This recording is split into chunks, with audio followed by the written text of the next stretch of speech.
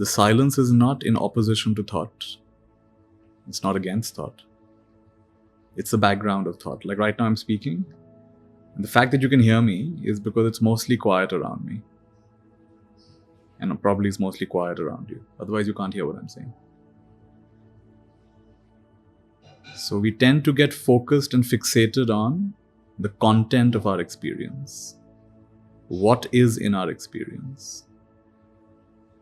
But very rarely do we notice the fact of our experience.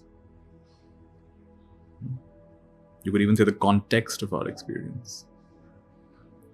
So in that, if you look at it from that perspective, then in fact I would forget about remain thoughtless. You've never had a thought in your life. That part of you has never had a thought in its life. Literally, I'm not even making it up. That part of you, like for example, I'll ask you, and just be honest, right? Do you remember being born?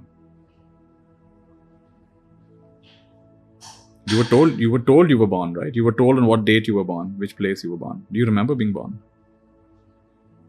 How do you know it's a myth?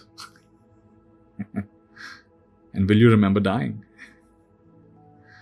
People will say you died at so and so time, but will you remember dying? So for all you know, it's a myth. It's just a very prevalent myth. But this will only make sense when you begin to connect with presence. You start realizing, wow, this has no beginning and this has no end. You know, when we use the word eternal, people think eternal means endless time. But actually, no, eternal actually means ever present. So you get in touch with something eternal, something indestructible, something that neither comes nor goes. And through affinity with that, what I'm saying begins to make sense.